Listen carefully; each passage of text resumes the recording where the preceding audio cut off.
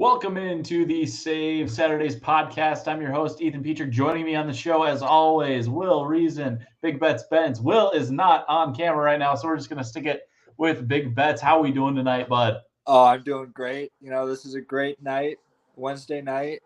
I mean, we're doing our podcast. Save Saturdays is back. Can't get any better than that. What are we hiding behind? What do you got your phone camera hiding behind? I just noticed that. That's the edge of my computer. Okay. Keep my phone up. Are you like trying to hide the fact that you're on a podcast right now? It's Cass not wanting you on a podcast anymore?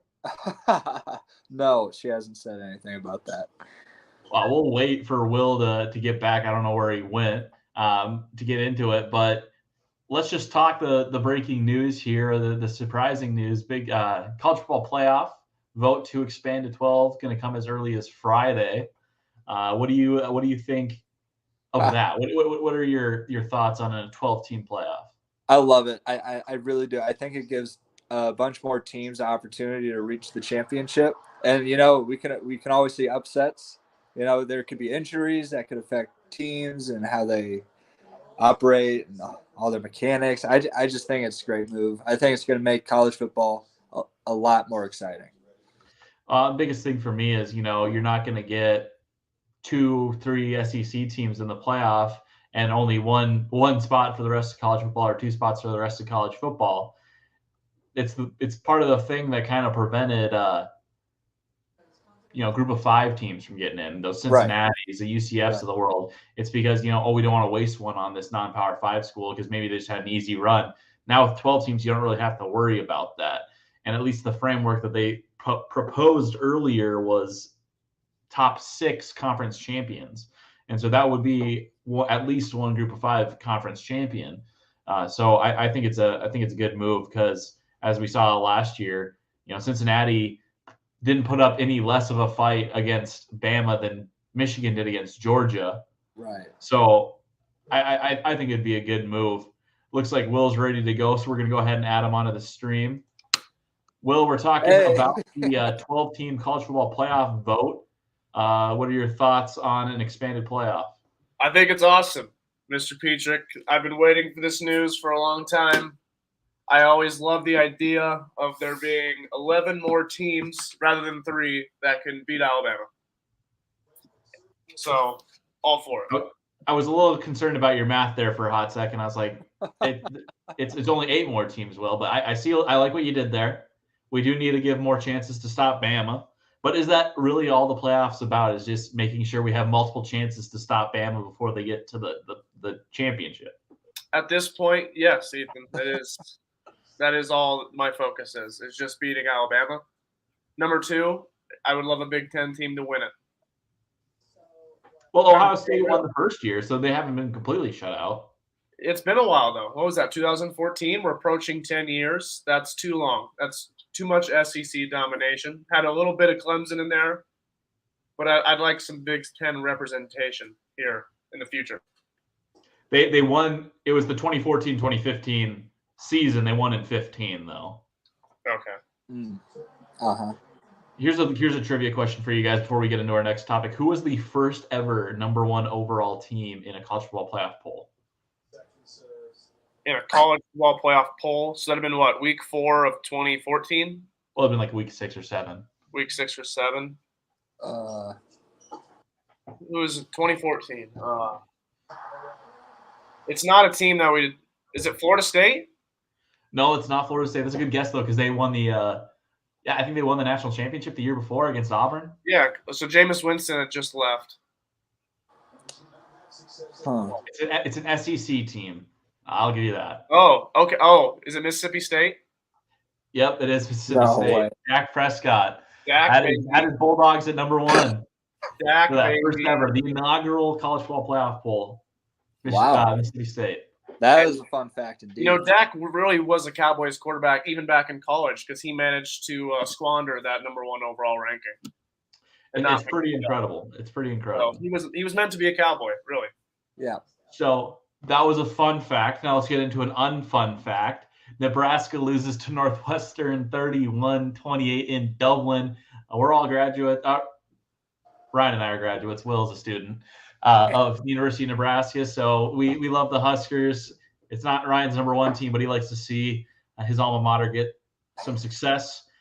They don't get it in week 0. So what was our initial reaction? I'll start with Will on this one because I know he's got a hot one. The initial reaction was anger, Ethan. It was disappointment. It was sadness. It was all the emotions because it started out so great. I mean, that first passing touchdown from Casey Thompson might have been the best thing I've seen Nebraska do in like 8 years. And I thought we were back. I was ready to go down to Florida for the Capital One Bowl. You know, after a 9-3 season, I was ready to roll. We were probably going to play like Tennessee. And in a matter of 3 hours, those vacation plans were ruined because we are not making a bowl. I am on the. Should we get into the Scott Frost talk, or we'll wait a little bit? Well, we'll hold out because we haven't heard Ryan's reaction or my reaction yet. Ryan, you got the Casey Thompson experience last year as a Texas fan. Did we get the authentic experience this last Saturday? Is that what Casey Thompson was for you last year? Absolutely, no doubt, 100%. Texas only won 5 games last year, and anyways, well, besides Casey Thompson, he's a great quarterback. He just makes mistakes, and after the first half watching the Nebraska game, I was excited. You know, one of the first times I felt excited for Nebraska, and I thought we were moving in the right direction, but I don't know, it just all fell apart. You start seeing more mistakes and coaching errors. I was disappointed. I was really upset and angry, like all the emotions Will said. Yeah, I just don't think we're moving in the right direction at all. I was right there with Will, kind of. I see that first drive. I texted my brother and my dad. I was like, wow, that was clinical. You know, they didn't seem to have any issues that entire drive. Maybe like the first 3 plays, they needed just a little extra push from Anthony Grant to get the first down on 3rd down. He barely got it. But after that, it was like 15 yards every play. And then the big passing touchdown to end the game or to end the drive. I was like, wow, that was amazing. But almost as quickly as I thought, you know, that was clinical, we're back. I thought to myself, you know, how many times has a Scott Frost team been great on script and then been terrible for the rest of the game? So I immediately tempered my expectations. Like, you know what? I don't know how much has changed. I need to give it until halftime. And they're trailing at half. So, I mean, it's tough to get excited for this team because we've been absolutely kicked in the nuts so many times by them. You know, thinking about 17-0 leading Colorado in 2019, and you end up losing that game in overtime. So I kind of just I was working that day, so I was watching the game while I was doing some writing, and by the time it was over, I just kind of turned off my phone that I was playing the game on. I was like, well, that was that. I was even almost mad. I was just like, that was just Nebraska football. So I guess I'm kind of, I don't know, the apathy has set in full force on me. Yeah. Of course. Absolutely. Will, where are you at with the apathy? Not there yet. You're not there yet? You know, Ryan, I do want to say this. I want to bring some positives to the game. I thought Casey Tompkins. I think Casey Thompson was fantastic. Yeah. I thought he's a great quarterback. He didn't get a lot of help from his running game. I know there was a few nice runs from Grant at the end, but it takes more than 2 or 3 40-yard runs to establish an effective running game, which was not there for 3 quarters. Yeah, I mean, Casey Thompson's last interception, I mean, it was a little behind, hit the hands. I mean, there's nothing he could have done. I'm not going to defend his interceptions too much. I think that last interception, he was just trying to get back in the game, and it was desperation. He kind of just launched that thing. That was that. I didn't think the fumble was a fumble. I didn't like that call. I didn't like the review. I thought a lot of drive that killed a lot of momentum. I mean, I don't want to bring up the onside kick, but it's certainly there. The fact that it happened, that was not cool. But I thought Casey Thompson played really well. despite not getting any help from his running game, the defense was horrid. I don't even want to talk about the defense. That was horrible. Despite that, though, that's the one thing I'm walking away from this week going, okay, we have a quarterback that has played in a lot of big moments, and he has an arm, which is more than we can say than the previous guy. You touched on a couple of things there that I noted. Number one, you claim that Casey Thompson's got the arm. He can throw the ball, but I don't think any of his passes were on the money. Like, he's not accurate at all. A lot of his passes were behind the receiver, a little low, a little high. He was never like right on the money with any of his passes. And you saw that on his final interception to Wyatt Lever. The pass is way behind him. His other interception was a pass way behind a guy. And you got all your momentum going to the right. You can't come back to the left to catch a pass that easily. Should Lever have caught that final pass? Yes, it hit him in the hands, and then it dropped right into a defender's hands. I was at a college football practice yesterday, and the same thing happened. And the coach got after the wide receiver and said, "A batted ball is a touchdown for the other team. That's how good it is because it gives them a chance to pick it off. It's an incompletion." You can't have those as a receiver. But at the same time, if Thompson puts that on the money, because Lever had no one to his right, the way he was running, he could have got that ball on the run and had an extra 5 yards before anyone got to him. But Thompson did not put that ball on the money. So he might have the distance on his throws, but he doesn't have the accuracy on his throws at all. He definitely is not the perfect quarterback. He's not a top 10 quarterback in the country, but there were some throws that, he definitely weren't great, but he had a few throws where I was like, wow, I did not know that he was this guy. And I think it was week 0. A lot of new guys in this offense, guys that haven't played together, a lot of transfers. I think it's going to mesh. It's going to come together. I think we just saw a lot of flashes of what the offense could be. Hopefully we can get the running game behind it. It can be a little better, a little more fluid, but we'll see. Okay, but Casey, you're right. He's certainly not the best quarterback in the country, but I think he's good for us right now. Room for improvement. And I also want to say Vokalek going out in the third quarter definitely broke our leg as well. He seemed to be Casey's number one favorite target most of that game. To have him leave was a breaker. Well, there was a play on the first drive where Vokalek did reach behind himself, and he caught a pass running the opposite direction. And then Bajorquez got the exact same pass thrown to him in the third quarter after Vokalek got out, and he couldn't corral it. So, I mean, absolutely, Travis Vokalek is a key part of the offense, and you need him on the field. But if your offense is that dependent on one tight end, it's kind of a recipe for disaster, because that's a guy he's running through the middle, he's getting drilled by linebackers, he's getting drilled by safeties, he's blocking on running downs. That's a guy that's going to get beat up a little bit. So if that's your offense is dependent on them, it's going to be tough to keep that guy upright. I'm surprised, even Gronk struggled with injuries in his career. So it's hard to keep a tight end on the field. So you're going to need to find other contributors beyond just Travis Vokalek. He was Rob Gronkowski, the famous Tampa Bay Buccaneer, of course. Yeah. Of course. But you touched on some other things there, just talking about like the weapons around Casey Thompson. I mentioned him earlier, Wyatt Lever. Why is a former walk-on wide receiver on the field when you have guys like, Alante Brown, former 4-star? You got, Marcus Washington, Trey Palmer, former 5-star Trey Palmer. Like, these guys showed flashes in that game that they were good receivers.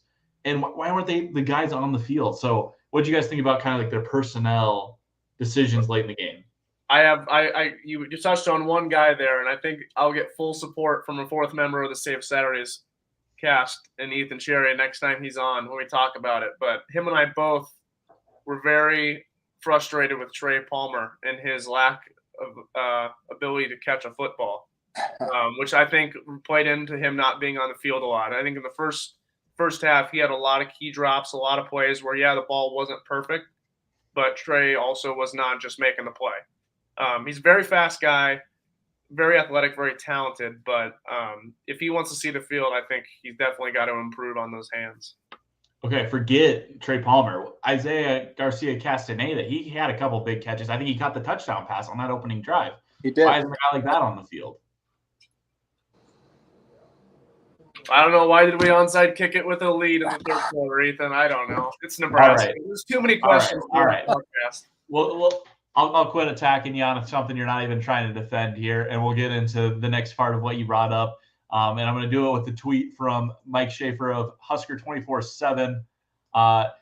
Anthony Grant goes off for 46 yards, and Nebraska had gone 26 games without a player scoring a touchdown or a running back scoring a touchdown from over 12 yards away, and it had been Wan'Dale Robinson, who's now with the New York Giants, who was the last guy to do it.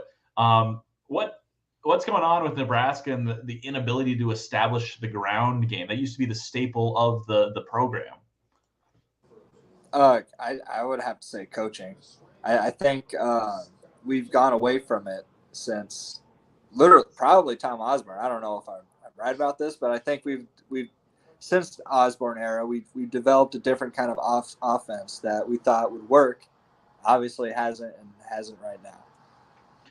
You bring up since Osborne, Solich kind of did the triple option, and then by the time Solich got fired, everyone wanted the spread air raid kind of attack, so that kind of came in with Bill Callahan.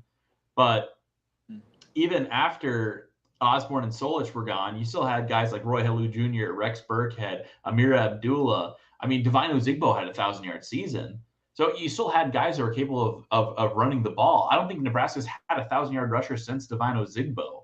That was the first year of Frost. It's been 3 seasons since. Is it they don't have the playmakers in the running back room, or is it more of an offensive line issue?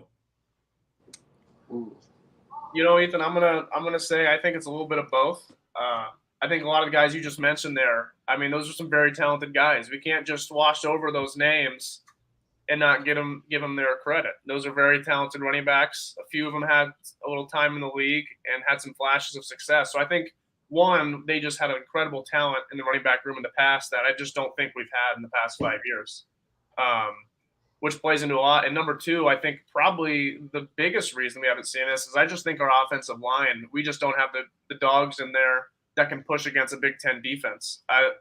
I just, when you watch a game like Northwestern, we're just not getting the push off the ball, and I don't think our running backs are getting time to, read for the holes and find the hole, and they're just not opening up for them. And it's amazing because we saw last year against Northwestern where it seemed like everything was open. We were running the ball all over them. I think we had over 300 yards rushing. It was incredible to watch. And then you get in this year, and it's pretty much the opposite.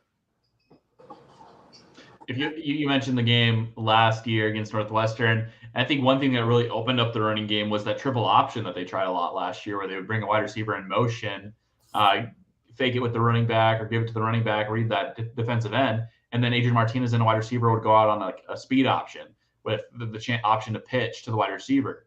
That's not something that they have the ability to do with Casey Thompson. And I honestly think that my first initial reaction is that Casey Thompson might actually be a downgrade from Adrian Martinez because he doesn't offer that same wrinkle. You saw that when they wanted to do QB run, they had to bring in Logan Smothers and to do just a designed run, and he was out the very next play. So he was in one play, runs out the next play.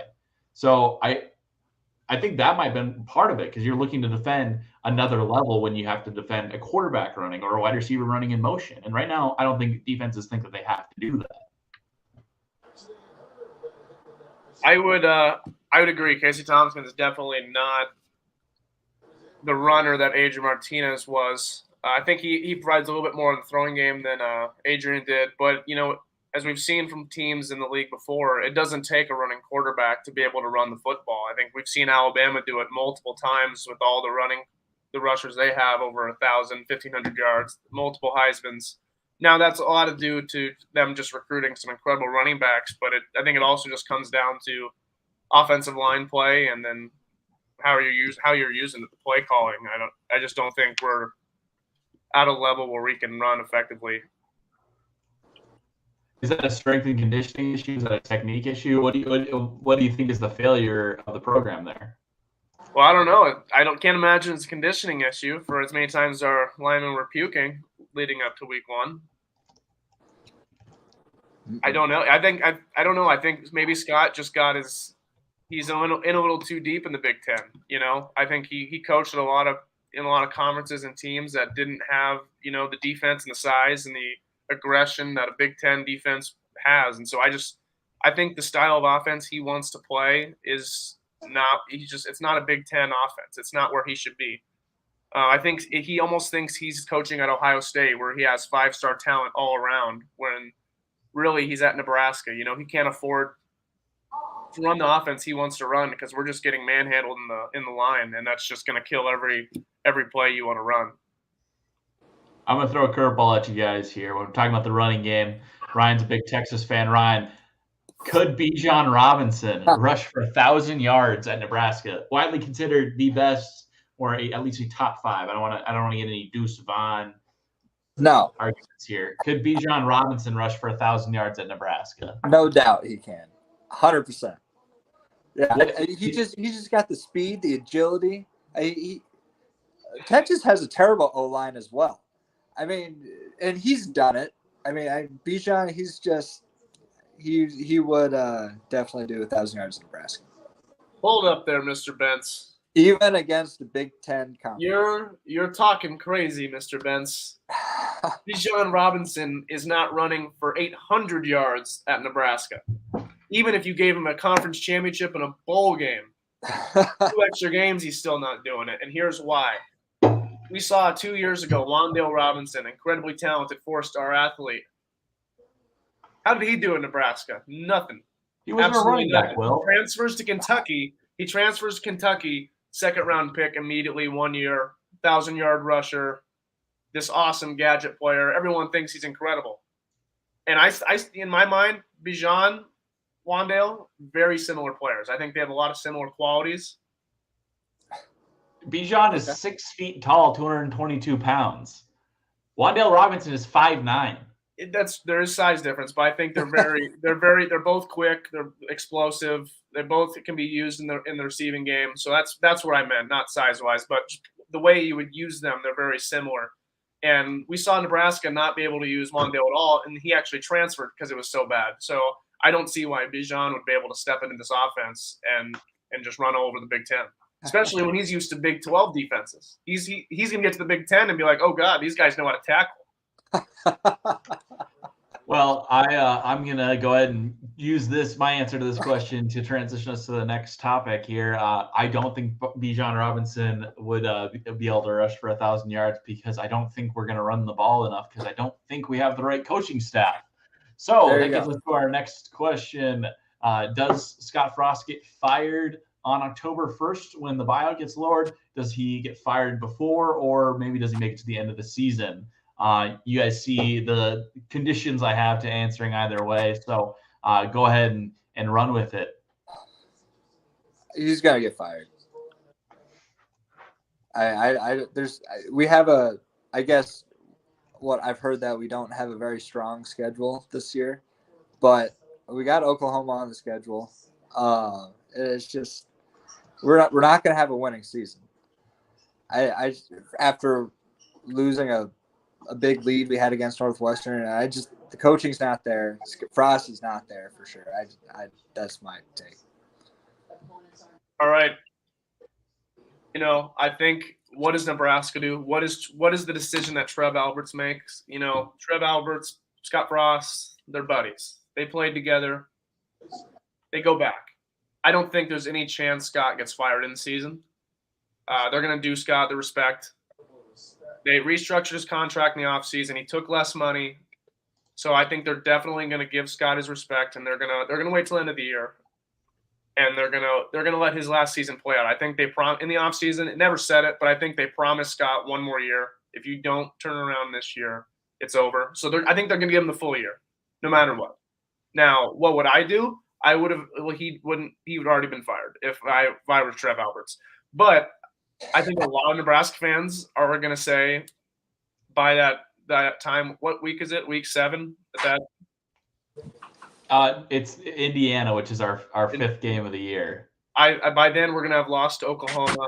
We're going to lose to everyone else on the schedule. So, yeah, I think everyone's going to want him out. I just think we're going to wait till the end of the year. Now, right, theoretically, you got North Dakota, Georgia Southern, Oklahoma before Indiana. So I think you can go 2-1 in those games.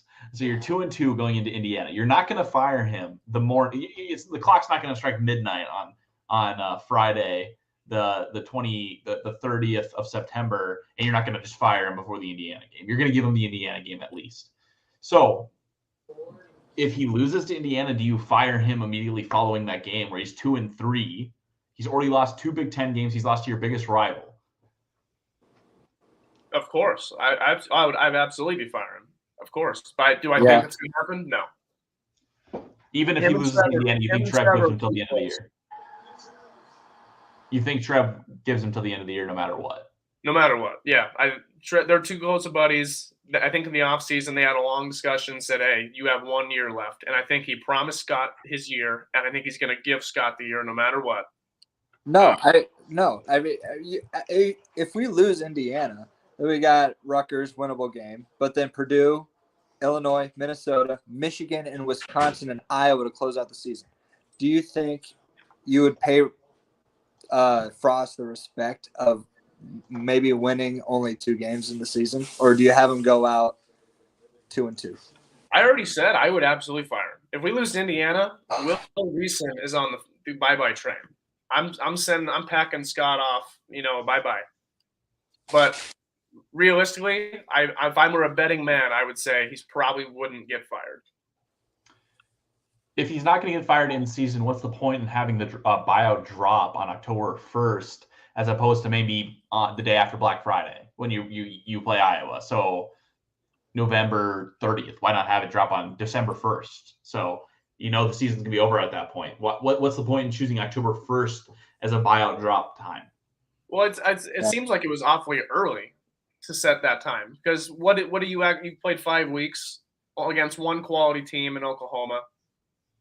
If I were Trev, I'd have waited a few weeks after that, watch them play a few more games first. Because if say we do somehow beat Oklahoma, we're walking into a 3-1 and lose to Indiana. I mean, is that really a good sample size of how Scott is as a coach? Not really. I wouldn't want to make a decision after only 5 weeks. I mean, we've already got 45 games of him. You think that's enough? I don't know. That's absolutely. I was ready to can him after the COVID season, so I definitely think 45 games is enough. That's true. I do want to say, if in the event when Scott is fired, no matter when it may be, I think the perfect replacement is my boy Matt Campbell over there in Iowa at Iowa State. Jumping the gun a little bit to the next question. Who replaces Scott Frost if he gets fired? Well, there we go. I already said it, Matt Campbell. I mean, that's a perfect choice for me. I think that's a guy that walked into a terrible situation at Iowa State with 1, 2, and maybe a few 3-stars and made him into one of the better teams in the Big 12. Knocked off Texas a few times, I think. Almost beat Oklahoma. A fantastic running game. What he did with Breece Hall, if we can have half of what Breece Hall, his production at Nebraska, I would be just in the stars. That would be incredible. But Iowa State underperformed last year, and there's a good chance that they underperform again this year. Do you want a guy who's coming off maybe his 2 worst seasons since reaching his peak? Because at that point, you're maybe taking a stock that is dropping. Absolutely. I think it's a risk you need to take. Yeah, I mean, try something different. Try a Big 12 offense. I don't know. The quick, fun offense, the spread attack. We already tried it in Nebraska twice. Bo Pelini did the spread attack. I mean, Matt Campbell or Scott Frost ran the spread attack. He famously said Big Ten teams are going to need to, adjust to us. I think Nebraska needs to adjust back to the Big Ten. They were doing the power run game, and then they won national championships. I think they need to adjust back. You know who's perfect to adjust back? Luke Fickell at Cincinnati. He's a guy who's already won at the Big Ten. He has a 6-6 record as an interim coach at Ohio State. He served 1 year as the interim coach, won 6 games. That's more games than Scott Frost has won at any point at Nebraska. But who did Luke Fickell lose? Who was one of those losses? It was Nebraska, actually. It was Nebraska. Comeback fashion. Big game. But I think Luke Fickell, he already got passed up for the job at Notre Dame. So he can't go back to his alma mater. Cincinnati is moving to the Big 12, which is clearly a step below the Big 10. Ohio State's got a guy in Ryan Day who is probably not leaving for a while. So I think Nebraska offers Fickell a great chance to get back into the Big 10, one of the two premier conferences in college football now, when two of his top options for upgrade from Cincinnati are already off the table. So I think Luke Fickell is a great option that I don't feel enough people are talking about. My brother claims it's a too small time of a hire. What do you guys think about Luke Fickell? I agree. I agree with everything you just said. I think you already said Matt Campbell, Ryan. You can't agree with Luke Fickell. I think they're great options, and I think there's more than one option. I think there's more than one good option that we can agree with here. I mean, even Deion Sanders from Jackson State, right? What about Coach Prime? What about Coach Prime? You like Ryan? No, I'm done after that. But no, going back to Fickell. Oh, I was waiting for like a scouting report like we got on that fake offensive lineman in the unreleased episode of Save Saturdays. No, I'll get that again. Will, what about Urban Meyer, Bill O'Brien? You are Patriots fans, so you have a little bit of experience with the Bill O'Brien thing. So what could we expect if we get Bill O'Brien and Lincoln? As we know from Bill O'Brien's time in New England, it was very short, so it didn't last long. I think Luke Fickell, he probably would be a great option, but I think the option that no one seems to want to look at is the fact that he stays in Cincinnati. With Cincinnati moving to the Big 12, Big 12 is not up to par with the Big 10 and the SEC, but it's still a conference that can put you in the college football playoff if you win out. And I think Luke Fickell, what he's built, he's got a lot of momentum at Cincinnati. I can see him saying, hey, I want to keep building on this momentum, this team I've built, this program, this tradition, everything we have here. I want to take this to the Big 12, which is going to be a little weaker without Texas and Oklahoma. I think in his eyes, I think he sees a real shot at a college football playoff bid again, but in the Big 12 this year. I don't know about that. We'll see, I suppose. But I think it's time to get into our newest segment here on the Save Saturdays podcast, the Prime 9 NFL and college pick'em. This week, no NFL, so we're just doing college football. Let's throw it up there. We got the Prime 9 for you guys. We're picking all 9 of these games.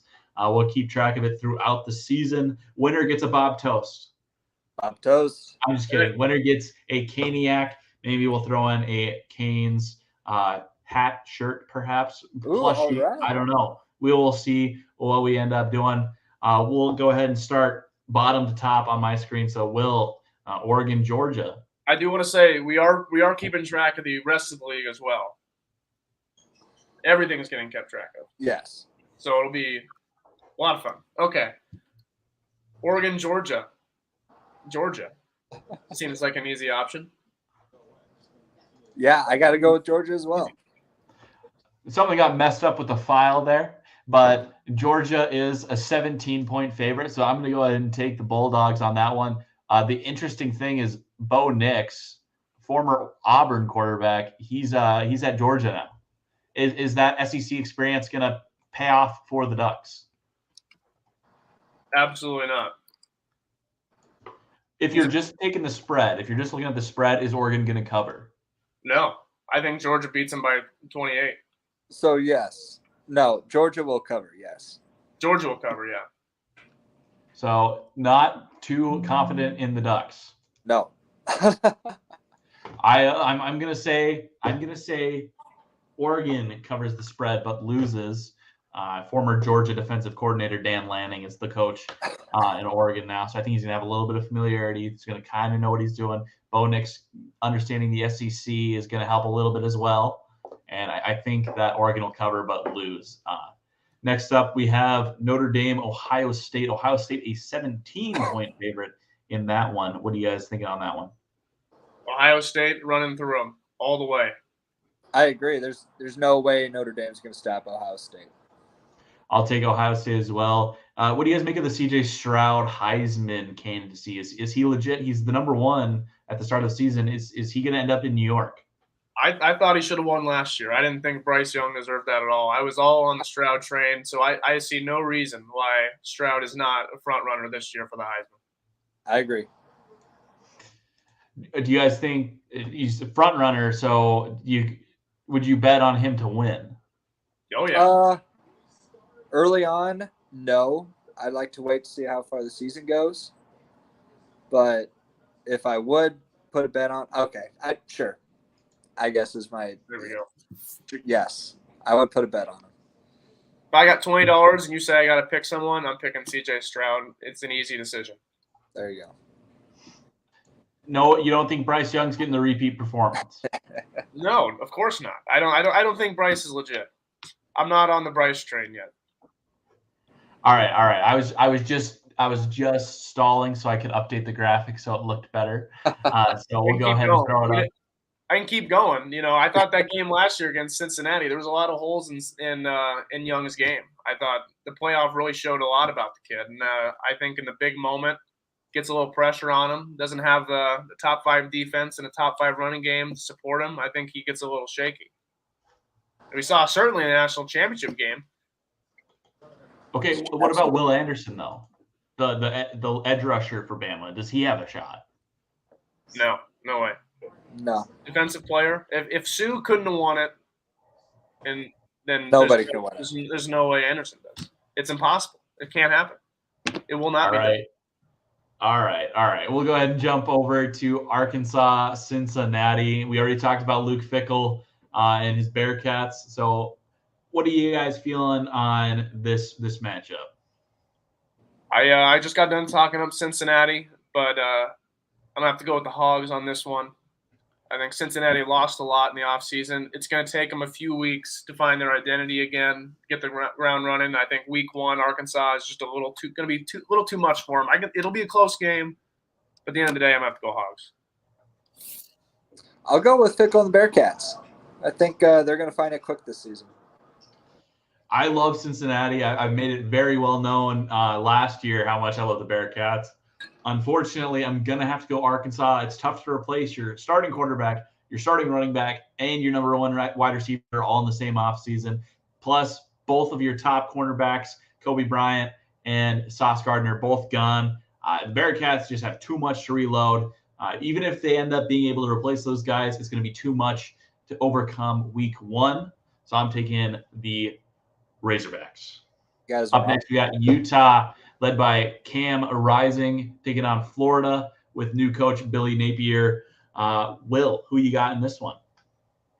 I can't pick an SEC team. I'm Utah all the way. This is Utah's year. I would say if I'm picking a team to win the Big 12, I'm hopping all over the Utes. I don't think Florida's legit. After watching them give up 50 at home last year to an FCS team, I'm going to have to – I need Florida to prove it to me. Let's just get this straight. He can't pick an SEC team, but he has already picked 2, and we're only 4 games in. That's true. Just wanted to clarify that real quick. Never believed me. All right, Ryan, who you got in the Utes versus Gators matchup? Yeah, I got the Utes all the way. I'm going to take Utah as well. I think Cameron Rising, dark horse for the Heisman. I think he ends up in New York. Oh.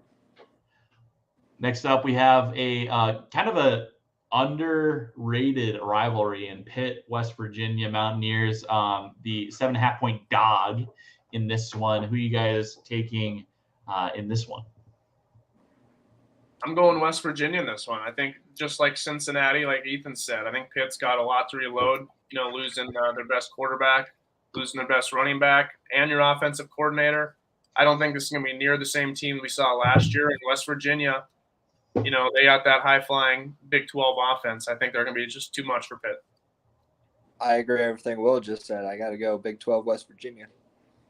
I already told you guys I was going Mountaineers in this one. I got a hat that says Mountaineers football on it. It's not West Virginia, but we'll stick with the Mountaineers in that matchup. Next up, our Cornhuskers taking on the North Dakota Fighting Hawks. 21-point favorites. They were 13.5-point favorites last week and still pulled out the L. So can Nebraska clutch defeat from the jaws of victory this week? Will? We're probably going to win. We're probably going to win. I'm not going to be too sure of it, though, Ethan. Right. What was the spread you said? 21 points? 21.5. Wow. I'd say Nebraska, but not by that. Not by that much. You think you got the Fighting Hawks to cover? Yes. All right. I'm going to go with the Huskers as well. I'm not sure if they cover or not. That's a pretty big spread. And I think Frost has got to be one of the worst coaches against the spread in all of college football. So I think I'd take the Fighting Hawks to cover that one. Next up, we have the primetime matchup, Clemson, Georgia Tech. Clemson, I believe, 22-point favorite in that one. So, Will, who you got? Tigers, Jackets. I'm taking Clemson, but I definitely don't think they're covering that 22. I think this is going to be a tough game. Could come down to one or two scores or less. So I'm taking Clemson, but by a slim margin. Okay. I'll take Clemson. I'll have them cover as well. I'm going to take Clemson as well. I think Georgia Tech probably covers that spread. The offense at Clemson really struggled last year. I don't think that they've necessarily figured all of that out. Plus, I think losing Brett Venables to OU, their defensive coordinator, is kind of an underrated loss. I don't think enough people are talking about the impact he had on the defense. So I think that Clemson is going to struggle to cover that massive spread, but they'll pull out the victory.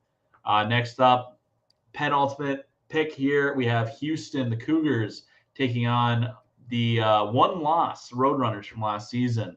Who do you guys have in this close battle? I think I'm going to have to go Houston.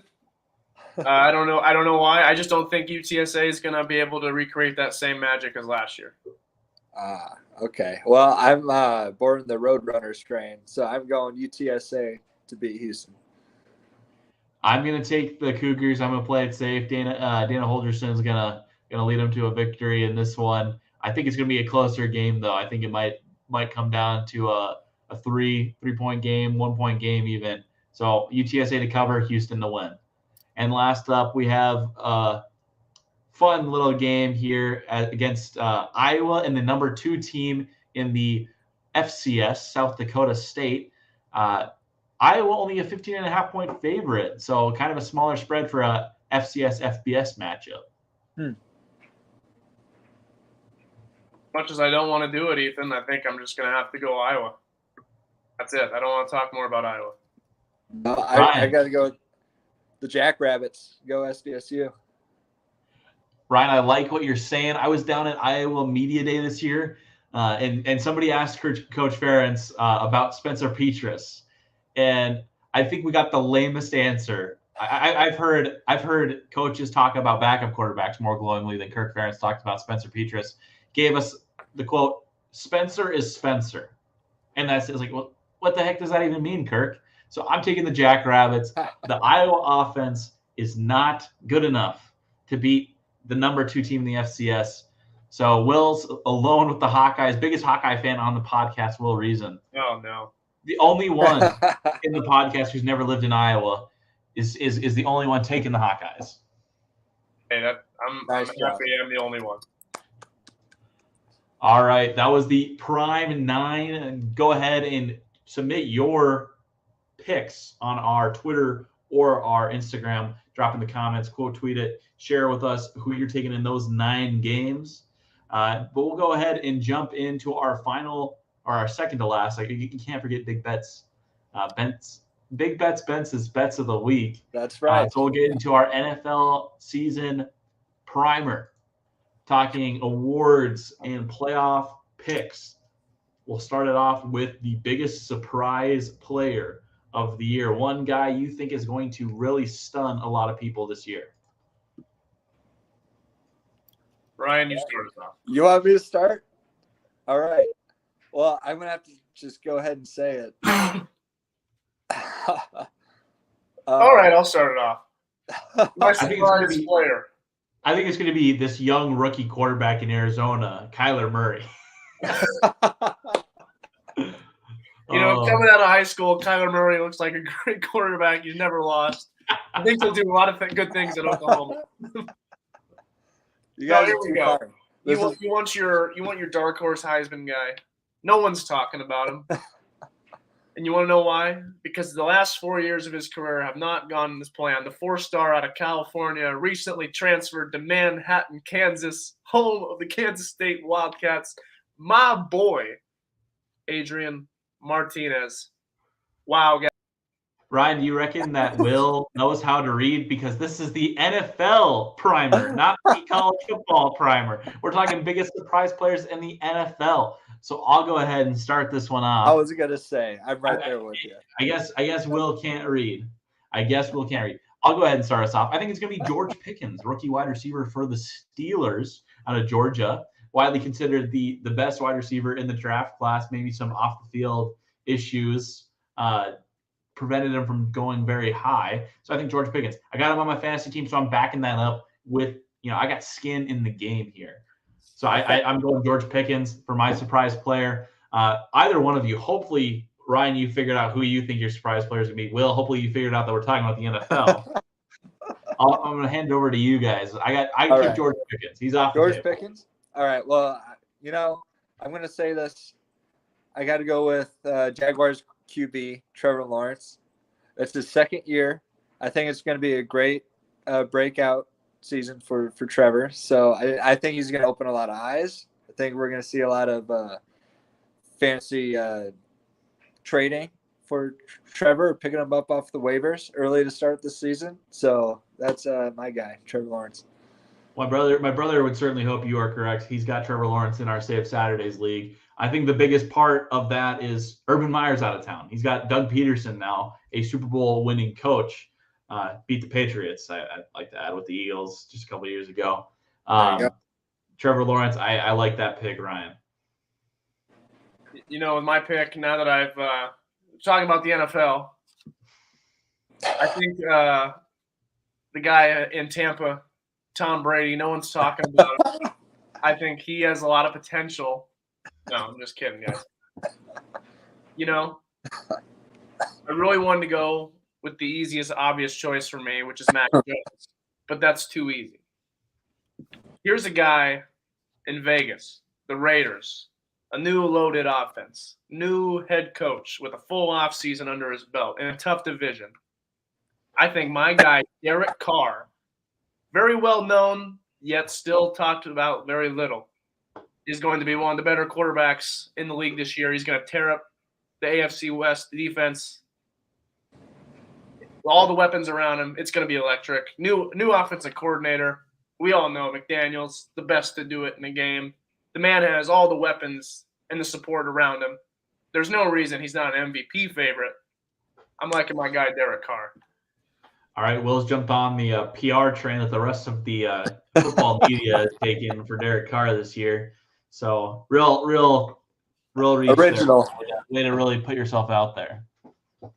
Well, I wanted to go with Cam Newton in Carolina. Yeah, with Carolina, but I didn't think that would be good. I wanted to go with the offensive lineman out of Stanford, the 330-pounder. I think he's going to have a breakout season this year.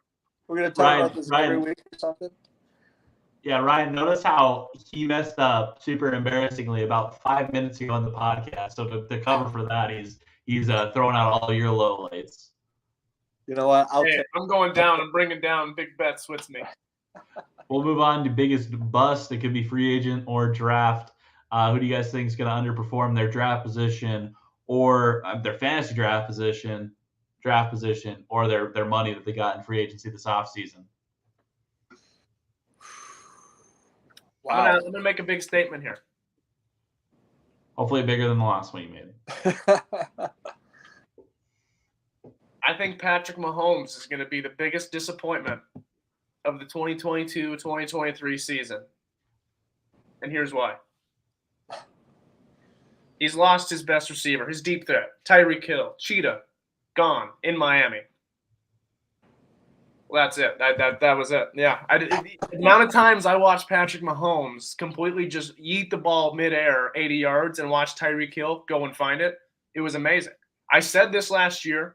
No one wanted to listen to me. I was the only one crying wolf. And everyone said, no, Will, you're crazy. Patrick Mahomes is the best quarterback in the league. I said, no, guys, just wait. And what did happen midseason last year? You know what happened. Mahomes was average. He was incredibly average. So much that the Chiefs didn't even make the Super Bowl. They lost to pretty much a rookie quarterback in Cincinnati at home, which is embarrassing. Bengals had no business being in the Super Bowl.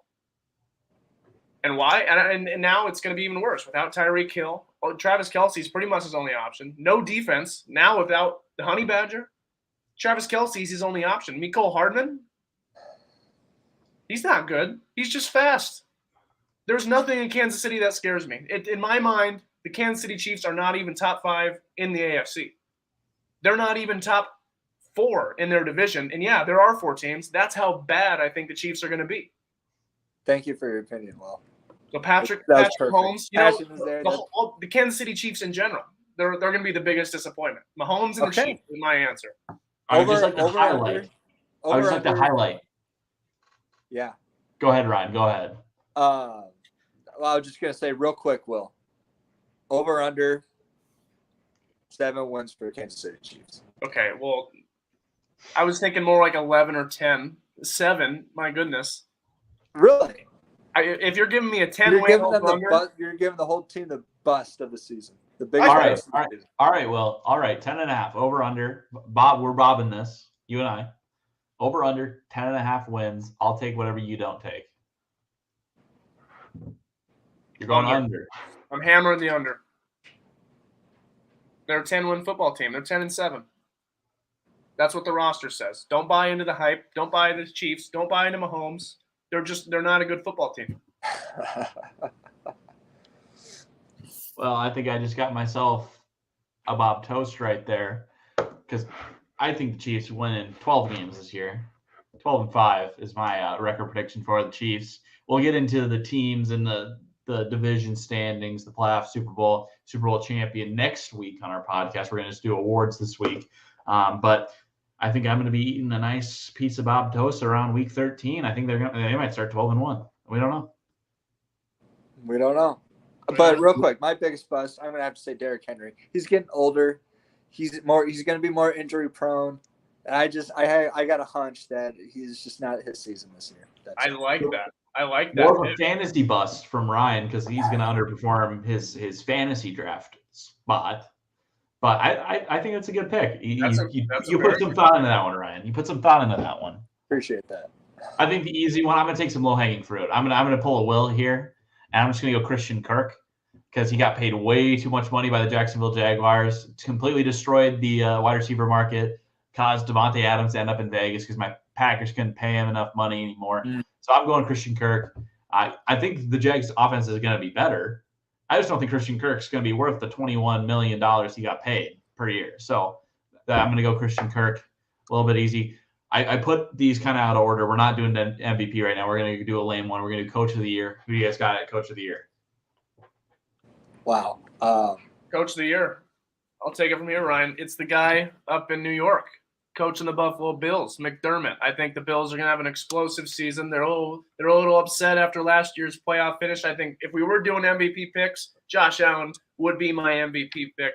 I like the Bills. I know I'm a Pats fan, but sometimes you just got to give the boys their credit when it's deserved, and the Bills have earned their credit. Josh Allen, McDermott, they're running the awards. They're taking the Super Bowl. They're winning everything. All in on the Bills. And all right. Well, I'm going to have to go a little up north from where I'm at. I'm going to have to say Kevin O'Connell with Minnesota Vikings.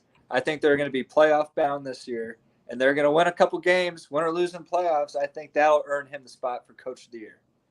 Can I say one thing? If you're listening to this, don't ever let Ryan Bentz tell you he's a Cowboys or Buccaneers fan. He's 1,000% a Vikings fan. He just doesn't want to admit it. He's Skol all the way. Skol. Ryan went to like 4 Minnesota Vikings games last year. I think he just caught the bug. The purple people eaters got him. Unfortunately, he's lost. You're doomed to a lifetime of misery being a Vikings fan. But I think Coach of the Year is going to be a guy who maybe isn't deserving of it. I think he's just going to benefit from the fact that his defense wildly improved and his offense got a man under center who is one of the best young talents in the game. I think Brandon Staley, the Los Angeles Chargers head coach, is going to win Coach of the Year because they're going to make the playoffs. Well, I don't know what Will's doing. They're going to win. He's going to win Coach of the Year. I think they're going to improve to 11, 12 wins, and that's what's going to do it for them. They're going to make the playoffs, maybe win in the first round, and he's just going to win because they have the biggest turnaround. That's usually kind of how it goes. Whichever team has the biggest turnaround, their coach wins Coach of the Year. So I got my money on Brandon Staley of the Chargers. I like that pick. I do too. Solid. Fantastic. Next up, Defensive Player of the Year. Who won it last year? I think Aaron Donald's time, his reign is over. I think he's still going to be a dominant player. I just don't think he's going to be as dominant as he has been in years past. I'm going to go ahead and take another LA Ram with my pick here. I'm going to go Jalen Ramsey. Finally gets a Defensive Player of the Year award. I think he's going to do it with just a absolutely insane season from the cornerback position. So Jalen Ramsey's my pick. Okay, I'll go right ahead and say this. Dallas Cowboy player, linebacker, Micah Parsons. I think it's this season he's going to get 10 sacks, 30 tackles, or no, for loss. I don't know. That's probably the same number. But he's going to be leading that Cowboys defense. All eyes on you, Will. Did T.J. Watt won it last year, right? I believe so. Well, then you know what? 2 years in a row, we're going T.J. Watt. He's the best pass rusher in the game. This is a solid Steelers defense. They have a lot to prove this year in the division. We know with Aaron Donald, we know how much the voters love to have repeat Defensive Player of the Year awards. I can't not hammer T.J. Watt for this category. Fair enough. Been in the running every year since the last 3 years, really. So I like the pick. Micah Parsons is a hot pick too. Probably could have won it last year if T.J. Watt didn't have the better storyline, and if Micah Parsons wasn't a rookie, I think he probably would have gotten it. So and if he wasn't, I like both of you guys' picks. Now we'll move on to offensive and defensive rookie of the year. I kind of already alluded to mine. I think it's going to be George Pickens, wide receiver for the Steelers out of Georgia. Second round guy. I think he's going to get the Offensive Rookie of the Year award. Defense Rookie of the Year, I'm going to go with the second cornerback drafted in this last draft, and that's Ahmad Sauce Gardner, the Jets' newest cornerback. I think he's going to go ahead and get the Defensive Rookie of the Year award. The last time I went with a cornerback, it was Jeffrey Okudah, and he was maybe the worst defensive rookie that year. So we'll keep my fingers crossed that this one works out better for me. I like it. I like that pick. I'm going to have to go with Chris Olave, wide receiver with the Saints. And he's going to be targeted a lot this season. And I think he's going to bring a bunch of them in for a touchdown and guarantee him that spot for Rookie of the Year. What about defensive rookie of the year? You got a pick? Offensively, I'm going to have to keep it in Pittsburgh. Ethan goes one Pickett. I think I'm going to have to go with the other Pickett, and I'm going with Kenny Pickett, quarterback. I think he's going to start over Trubisky. He's going to be fantastic. He's going to run away with it. He's going to be throwing to my guy George Pickens so much that Pickens is going to have such a good season that Pickett just got no chance. And if Pickett throws 20 touchdowns, then all to my guy George Pickens. I tell you what, if Pickens has 20 receiving touchdowns next year, then you've earned it. What about a defensive rookie of the year for both of you guys? I didn't hear one from either of you. Oh, you need a defensive? Okay, here you go. So I've been looking at excuse me. George Karlaftis. Carl Loftus? That's right. Out of Purdue. Purdue. Yep. That's my pick. I got, a lot of people, all eyes on Aiden Hutchinson, all eyes on Trayvon Walker. But the man up in New York, Kayvon Thibodeau, is an absolute monster. The dude's a beast, a physical specimen.